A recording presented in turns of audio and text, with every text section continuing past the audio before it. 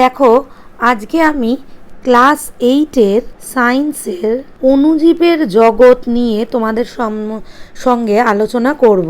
অণুজীবের জগৎ এই চ্যাপ্টার থেকে যে শর্ট নোটগুলো উঠে আসে বা এই চ্যাপ্টারের জিস্টও বলতে পারো, এটা আমি তোমাদের লিখে দিয়েছি। তোমরা পড়লে পুরো এই চ্যাপ্টারটা সম্পর্কে আশা করি তোমাদের একটা সাম্যক জ্ঞান তৈরি হবে। প্রথমেই দেখো আসে পরজীবিতা।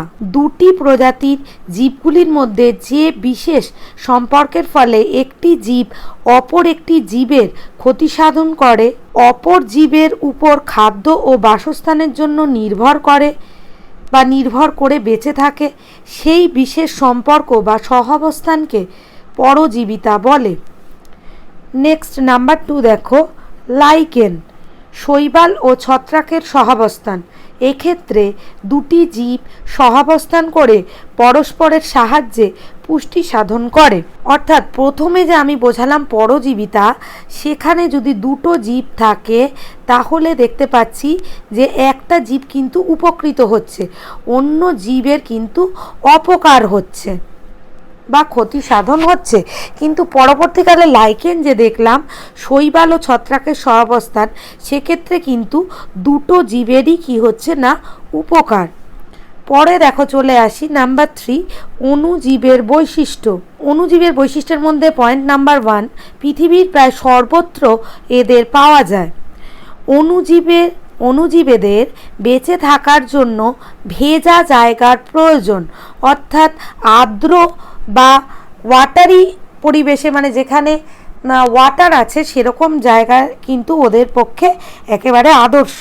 বেশিরভাগ অণুজীব 25 ডিগ্রি থেকে 38 ডিগ্রি সেন্টিগ্রেড তাপমাত্রায় তাড়াতাড়ি বাড়ে ও বেঁচে থাকে।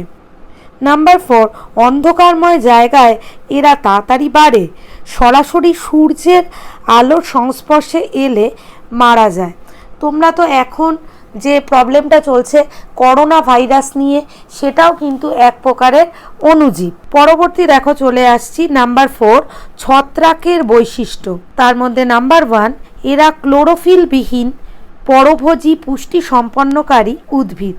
নাম্বার 2, ইউক্যারিওটিক প্রকৃতির সমাঙ্গদেহী উদ্ভিদ। ছত্রাক মানে তো তোমরা সবাই জানো, এর উদাহরণ হিসাবে আমরা বলতে পারি যে ব্যাঙের ছাতা বা যেটাকে আমরা বলি অ্যাগারিকাস। তোমরা দেখেছো যে ওটা ধূসর বর্ণের সাধারণত দেখতে, এরকম ব্যাঙের ছাতা ধূসর বর্ণের দেখতে, বা অ্যাগারিকাস বা মাশরুম বলতে পারো, সেটা হলো কিন্তু এক প্রকারের ছত্রাক। নেক্সট দেখো আমরা চলে আসি ভাইরাসের বৈশিষ্ট্য। ভাইরাস জীব ও জড়ের মধ্যবর্তী পর্যায়ের এক রকমের রোগ সৃষ্টিকারী বস্তু। নাম্বার 2, ভাইরাসের দেহে সাইটোপ্লাজম, নিউক্লিয়াস বা নিউক্লিয় বস্তু, কোষাঙ্গাণু ইত্যাদি না থাকায় ভাইরাস কিন্তু অকোষীয়। পরবর্তীকালে দেখো চলে আসছি নাম্বার 6, এখনকার দিনে যে করোনা ভাইরাস, সেটাও কিন্তু একটা আরএনএ ঘটিত ভাইরাস। করোনা বা কোভিড যেটাকে বলা হচ্ছে, সেটাও কিন্তু একটা আরএনএ ঘটিত ভাইরাস, এটা জেনে রাখো। করোনা ভাইরাস একটা আরএনএ ঘটিত, এরকম আরএনএ ঘটিত ভাইরাস আমরা পেয়ে থাকি কি এইডস ভাইরাসও একটা আরএনএ ঘটিত ভাইরাস। করোনা ভাইরাস এখনকার দিনে শুনছো খুবই, এর প্রকোপে প্রায় বিশ্বে মহামারীর আকার ধারণ করেছে, বহু সংখ্যক মানুষ মারা যাচ্ছে। এই করোনা ভাইরাসের মধ্যে যে আরএনএ রয়েছে, সেটা প্রতিনিয়ত মিউটেশন হয়ে এর প্রতিনিয়ত পরিবর্তন হচ্ছে। এখনো পর্যন্ত 3টে ভ্যারিয়েবল টাইপ এর পাওয়া গেছে, তাই প্রতিনিয়ত এটা মিউটেশন হচ্ছে বলে এর সঠিক ওষুধ বিজ্ঞানীরা তৈরি করতে পারছে না। কারণ প্রথম যেটাকে নিয়ে ওষুধ তৈরি করবে বলে ভাবনা চিন্তা করছে, পরবর্তীকালে দেখা যাচ্ছে যে করোনা ভাইরাসটা পাওয়া যাচ্ছে তার কনফিগারেশনটা হয়তো প্রথম থেকে আলাদা। আচ্ছা ঠিক আছে, আমরা পরবর্তীতে চলে আসি। আচ্ছা এটা নিয়ে একটু বলে দিই, করোনা ভাইরাস বা একে মারার নির্দিষ্ট ওষুধ এখনও আবিষ্কৃত হয়নি। এর যে ভ্যাকসিন, সেটা আবিষ্কারের চেষ্টা চলছে। ভ্যাকসিন আবিষ্কার হলে বা প্রতিষেধক হিসাবে আবিষ্কার হলে আমরা হয়তো এই রোগের প্রকোপ থেকে বহুলাংশে উপকৃত হব। সমগ্র বিশ্বের মানুষই এর করাল গ্রাস থেকে রক্ষা পাবে।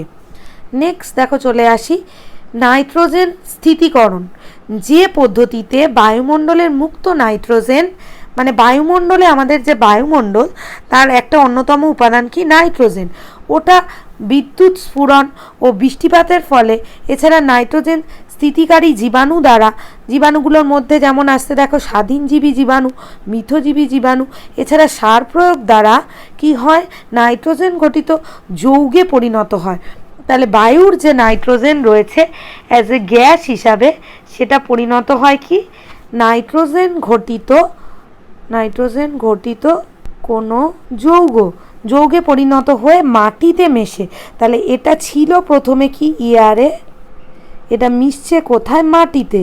এই যে এয়ার বা বায়ুমণ্ডলের নাইট্রোজেন মাটিতে মেশে এই পদ্ধতিটাকেই বলা হয় নাইট্রোজেন স্থিতিকরণ। পরে দেখো চলে আসি নাম্বার 7 অ্যামোনিফিকেশন, যে রাসায়নিক পদ্ধতিতে নাইট্রোজেন ঘটিত যৌগ থেকে অ্যামোনিয়া সৃষ্টি হয়।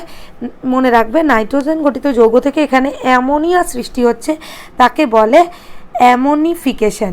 এতে হেল্প করে উদাহরণ হিসাবে বলতে পারো কিছু অ্যামোনিফাইং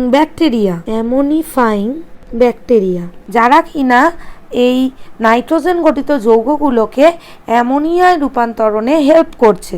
পরে দেখো আসি নাইট্রিফিকেশন, যে রাসায়নিক পদ্ধতিতে অ্যামোনিয়া থেকে নাইট্রেট উৎপন্ন হয় তাকে বলছে নাইট্রিফিকেশন। এতেও কিছু হেল্প করে কিছু নাইট্রিফাইং ব্যাকটেরিয়া। এবার দেখো আমরা চলে আসি ছত্রাক আর শৈবালের পার্থক্য তোমরা বড় হয়েছ, এইভাবে এখন লিখবে যে বৈশিষ্ট্য একটা পয়েন্ট করবে, ছত্রাক একটা পয়েন্ট করবে, শৈবাল আরেকটা পয়েন্ট করে লিখবে। বৈশিষ্ট্যের মধ্যে আসছে ক্লোরোফিল, ছত্রাকে কিন্তু ক্লোরোফিল থাকে না, শৈবালে থাকে। শৈবাল জানো তোমরা সবুজ, ছত্রাক কি ধূসর, তাই ছত্রাকে ক্লোরোফিল নেই কিন্তু শৈবালে আছে। পরবর্তীকালে দেখো কোষপ্রাচীরের গঠন, ছত্রাকের ক্ষেত্রে যে কোষপ্রাচীরটা আমরা পাচ্ছি সেটা কাইটিন দ্বারা তৈরি, কিন্তু শৈবালের কোষপ্রাচীরটা সেলুলোজ নির্মিত। নেক্সট দেখো কোষে সঞ্চিত খাদ্য, কোষে যে স্টোরেজ ফুড মেটেরিয়াল সেটা ছত্রাকের ক্ষেত্রে হচ্ছে গ্লাইকোজেন, শৈবালের ক্ষেত্রে হচ্ছে শ্বেতসার। এরপরে দেখো প্রকৃতি, ছত্রাকের প্রকৃতি হলো মিথজীবী বা পরজীবী, সেরকম শৈবাল সবুজ, ক্লোরোফিল আছে, সালোক সংশ্লেষ করতে পারে, তাই এরা হলো স্বভোজী। নেক্সট একটু আগেই আমরা বলছিলাম টিকাকরণ বা ভ্যাকসিনেশনের কথা। করোনা ভাইরাসের ক্ষেত্রে যদি এর ভ্যাকসিন আবিষ্কৃত হয় তাহলে কিন্তু আমরা এই দুরারোগ্য ব্যাধি থেকে বা করোনা ভাইরাসের প্রকোপ থেকে রক্ষা পেতে পারি। সেই রিলেটেডই করোনা ভাইরাসের যে ভ্যাকসিনেশন, যেটা বাংলায় বলা হয় টিকাকরণ। এই যে শুধু করোনা ভাইরাস বলে না, একটা বাচ্চা বয়স মানে শিশুর জন্মের পর থেকেই বিসিজি, ডিপিটি, তাছাড়া এমএমআর, তারপরে রোটা ভাইরাস, তারপরে পিসিভি মানে সিউডোকক্কাল ভ্যাকসিন, যে নিউমোনিয়ার জন্য নিউমোকক্কাল ভ্যাকসিন, যে সেইগুলো সব সিউডোকক্কাল না, নিউমোকক্কাল ভ্যাকসিন, এগুলো সব আমরা দিয়ে থাকি। জন্মের পর থেকে একটা শিশুকে টিকাকরণের আওতায় আনা হয় সরকারিভাবে। কেন্দ্রীয় এবং রাজ্য সরকারের অধীনস্থ কয়েকটা প্রকল্পের মাধ্যমে স্বাস্থ্যকর্মীরা বা প্রাইভেটও ডাক্তারদের কাছ থেকে এইগুলো আমরা পেয়ে থাকি।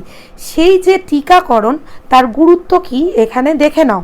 মানবদেহের মধ্যে জীবাণু বা জীবাণুসৃষ্ট পদার্থ বা টিকার প্রবেশ কৃত্রিমভাবে করিয়ে এই রোগের সাপেক্ষে দেহের প্রতিরোধ ক্ষমতা বা অনাক্রমতা বৃদ্ধি করা হয়, ফলে নির্দিষ্ট রোগের বিরুদ্ধে অ্যান্টিবডি সৃষ্টি হয়, যার ফলে পরবর্তী ক্ষেত্রে ওই জীবাণুর আক্রমণ করলে আগে উৎপন্ন হওয়া অ্যান্টিবডি জীবাণুকে ধ্বংস করে এবং রোগ সংক্রমণের হাত থেকে দেহকে রক্ষা করে। এটা যদি আমরা করোনা ভাইরাসের ক্ষেত্রে বুঝি তাহলে এরকম, ধরো করোনা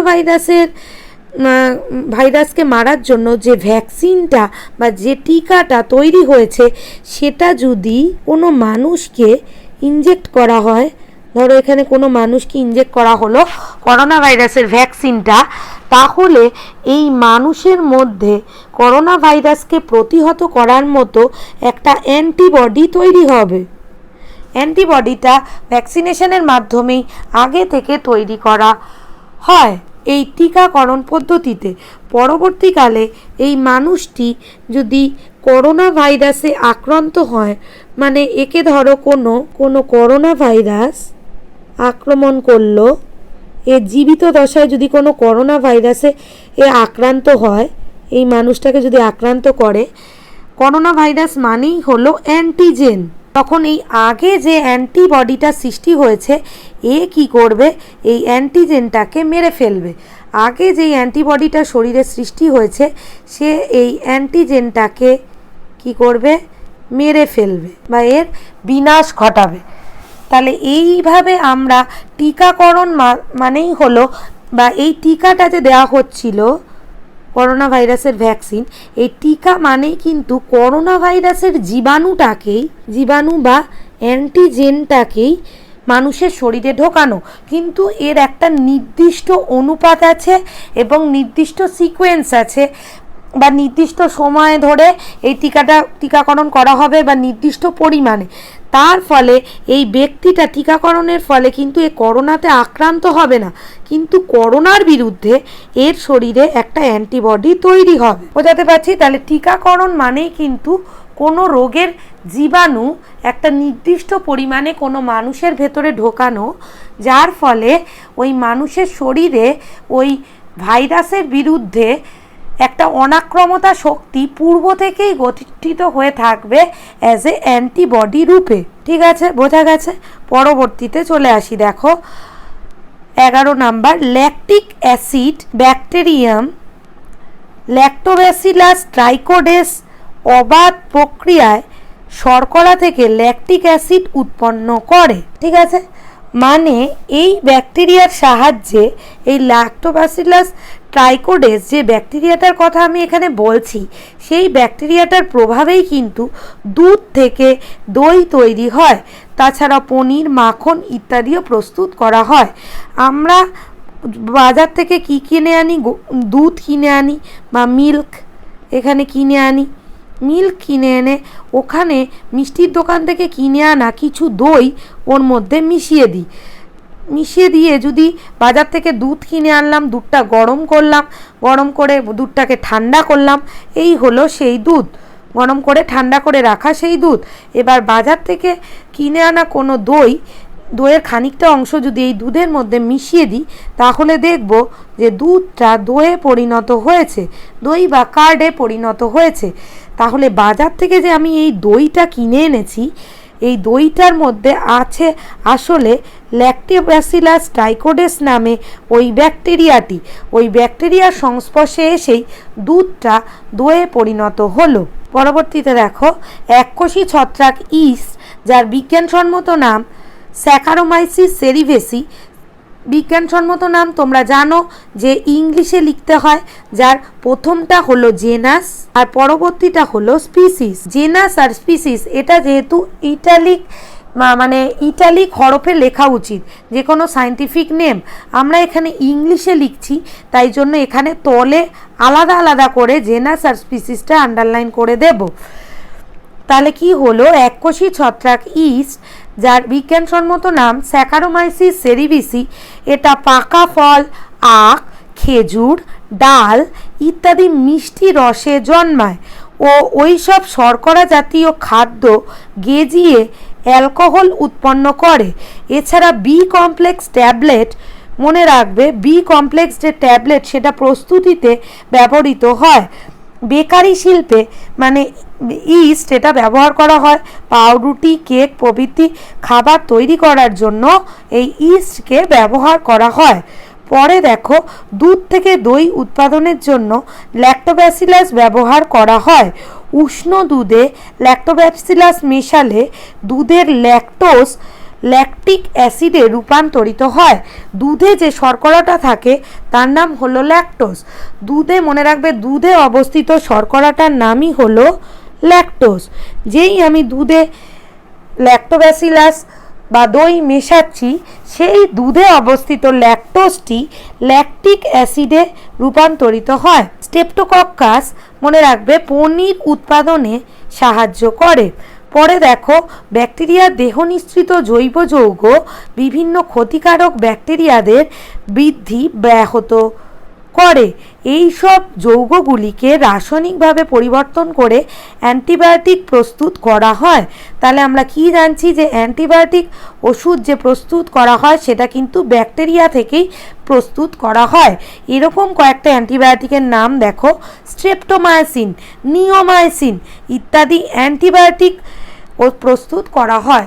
অর্থাৎ আমরা এখান থেকে জানলাম যে ব্যাকটেরিয়া থেকেই মূলত অ্যান্টিবায়োটিক ওষুধ প্রস্তুত করা হয় এবং এই টাইপের কয়েকটা অ্যান্টিবায়োটিক হলো স্ট্রেপ্টোমাইসিন, নিওমাইসিন। নেক্সট দেখো, ব্যাকটেরিয়ার কোষ প্রাচীর পলিস্যাকারাইড অ্যামাইনো অ্যাসিডের সাথে অবস্থান করলে তাকে ক্যাপসুল বলে। ঠিক আছে, তারপরেটা দেখো, ব্যাকটেরিয়ার আদি নিউক্লিয়াস বর্তমান, মানে ব্যাকটেরিয়া এককোষী, তাই এদের প্রোটিস্টা বলে। ব্যাকটেরিয়া অ্যাকচুয়ালি প্রোটিস্টার আন্ডারেও পড়ে। আর এটা হলো একটা প্রোক্যারিওটিক কোষ। ক্ষুদ্র ব্যাকটেরিয়ার নাম হলো ডায়ালিস্টার নিউমোসিনটেস। বৃহত্তম ব্যাকটেরিয়া হলো ইপিউলোপসিয়াম ফিশেলসনি। ঠিক আছে, এগুলো বিজ্ঞানসম্মত নাম। পরবর্তীতে দেখে নাও, আমাদের দেহে প্রবিষ্ট রোগ জীবাণুকে, মানে যে রোগ জীবাণুটা প্রবেশ করছে তাকে বলে অ্যান্টিজেন। যে কোনো রোগ জীবাণু আমাদের শরীরে যদি প্রবেশ করে তাকে অ্যান্টিজেন বলে। একে এজি দ্বারা সিম্বলাইজ করা হয়। অনাক্রমতা, অ্যান্টিজেন ও অ্যান্টিবডি বিক্রিয়ায় দেহে যে প্রতিরোধ ক্ষমতা গড়ে ওঠে তাকে অনাক্রমতা বলে। মানে কোনো অ্যান্টিজেন আমাদের শরীরে প্রবেশ করলে আমাদের শরীরে অন্তর্ভুক্ত অ্যান্টিবডি এই অ্যান্টিজেনের সঙ্গে রিয়্যাক্ট করে অ্যান্টিজেনকে মেরে ফেলে। এই যে ক্ষমতা তাকে বলে অনাক্রমতা। অ্যান্টিবায়োটিকাম, ক্ষতিকর অণুজীবদের ধ্বংস করার জন্য ব্যবহৃত ওষুধ। এটা এক প্রকার ওষুধ। মিথজীবিতা, দুটি জীব একে অপরের সাহচর্যে বসবাস করে যখন দুটি জীবেরই উপকৃত হয় বা দুটি জীবেরই উপকার হয় তখন ওই জীবগুলোর সহাবস্থানকে মিথজীবিতা বলে। মানে এক্ষেত্রে দুটি জীবই উপকৃত হচ্ছে। আর আমরা প্রথমে পড়েছিলাম পরজীবিতা, সেখানে কিন্তু একটা জীব উপকৃত হচ্ছিল এবং অন্য জীব এর অপকার হচ্ছিল। নাম্বার 22 দেখো, ফলের রস, দুধ প্রভৃতি তরল খাদ্যকে 72 থেকে 75 ডিগ্রি সেন্টিগ্রেডে 15 থেকে 40 সেকেন্ড গরম করার পরের মুহূর্তে 3 ডিগ্রি সেন্টিগ্রেডে নামিয়ে এনে সংরক্ষণ করা হয়। ঠিক আছে, এগুলোকে এইভাবেই কিন্তু সংরক্ষণ করা উচিত। তাহলে আজকের আলোচনা থেকে তোমরা আশা করি এই অণুজীবের জগৎ সম্পর্কে সাম্যক ধারণা পেলে।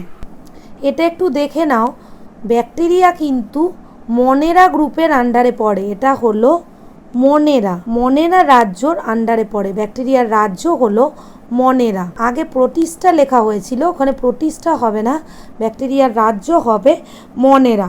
ব্যাকটেরিয়া সম্বন্ধে আরেকটু বলে দিই, ব্যাকটেরিয়াগুলো হয় এককোষী, প্রোক্যারিওটিক, আণুবীক্ষণিক।